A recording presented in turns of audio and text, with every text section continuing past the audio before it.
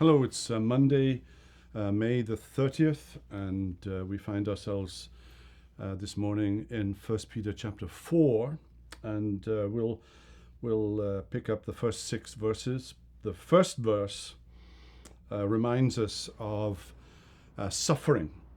Since therefore Christ suffered in the flesh, arm yourselves with the same way of thinking. And that's a very interesting thing that Peter says, that the way that we are to cope with suffering is to think the same way that Jesus thought. And so what is that exactly? And as you look at these 6 verses, there are 3 particular principles that Peter seems to be suggesting. First of all, in verse 3, we are no longer what we once were.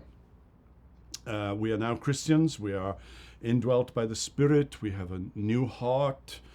We are a new creation in Christ Jesus. And we are to remind ourselves that when we're tempted to sin, we have no business listening to what it's saying to us, because we are different now. We are God's children now. The second thing, by way of a principle that Peter enacts here, is in verse 4. We are strangers to this present life. With respect to this, they are surprised when you do not join them in the same flood of debauchery, and they malign you.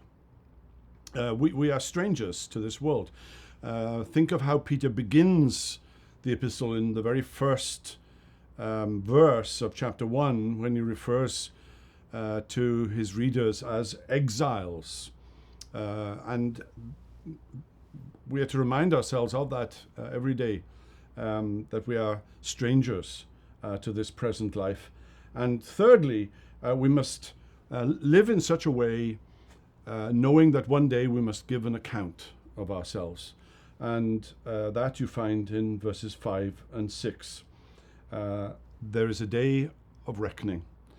And so Peter is calling upon his readers to engage in holiness and sanctification in the midst of the upcoming suffering that he's been warning his readers about, and that will eventually, in 3, maybe 4 years from the time of writing, see Peter himself being martyred in the city of Rome. Well, that's it for today. We'll be back tomorrow for one more devotional, but for now, have a wonderful day.